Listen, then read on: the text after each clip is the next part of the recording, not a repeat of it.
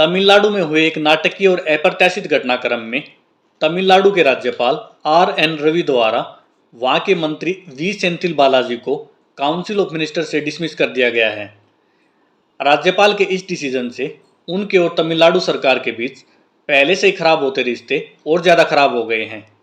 We. Senthil Balaji, जिसे कि 14 जून को एनफोर्समेंट डायरेक्टरेट द्वारा 2015 के जॉब स्कैम में हाथ होने के कारण अरेस्ट कर लिया गया था और अब वे जुडिशियल कस्टडी में हैं। तमिलनाडु के राज्यपाल के इस फैसले के बाद वहां के मुख्यमंत्री M.K. स्टालिन ने कहा कि गवर्नर के पास ऐसा करने का कोई अधिकार नहीं है। साथ ही स्टालिन ने यह भी कहा कि वे इस मुद्दे को कोर्ट में ले जाएंगे। इसके अलावा तमिलनाडु विधानसभा स्पीकर ने भी कहा कि जब गवर्नर जैसे संवैधानिक पद पर कोई व्यक्ति बैठता है तो उसे संविधान का पालन करना चाहिए, न कि किसी बाहरी राजनीतिक दबावों का। सेंथिल बालाजी का तमिलनाडु की कैबिनेट में रहना गवर्नर आर.एन. रवि को पिछले 1 महीने से परेशान कर रहा था। 31 मई को गवर्नर द्वारा मुख्यमंत्री स्टालिन को लिखा गया कि वे बालाजी को अपनी कैबिनेट से हटा दें, लेकिन इसके जवाब में स्टालिन ने राज्यपाल को लिखा कि इस मामले में राज्यपाल का कोई अधिकार नहीं है।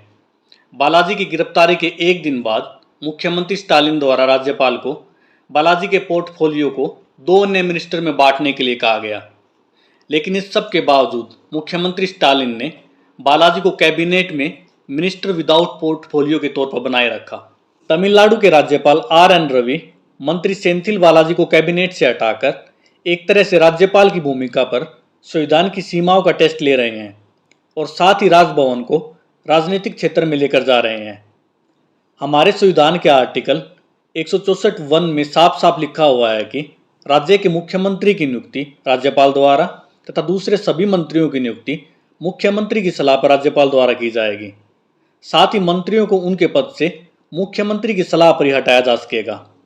सुप्रीम कोर्ट ने भी अपने एक फैसले में कहा है कि राज्यपाल को काउंसिल ऑफ मिनिस्टर्स की सलाह और सहायता से ही अपना कार्य करना चाहिए। लोकसभा के पूर्व सेक्रेटरी जनरल P.D.T. आचार्य ने बताया कि राज्यपाल द्वारा किसी मिनिस्टर को काउंसिल ऑफ मिनिस्टर्स से हटाने का हमारे देश में ये पहला केस है। आचार्य ने कहा कि मुख्यमंत्री की सलाह के बिना राज्यपाल ना तो किसी मंत्री को अपॉइंट कर सकता है और ना ही डिसमिस कर सकता है। सुप्रीम कोर्ट का राज्यपाल की शक्तियों को लेकर यह भी कहना है कि राज्यपाल ऐसी शक्तियों का प्रयोग नहीं कर सकता जो कि संविधान द्वारा उसे प्रदान नहीं की गई हैं।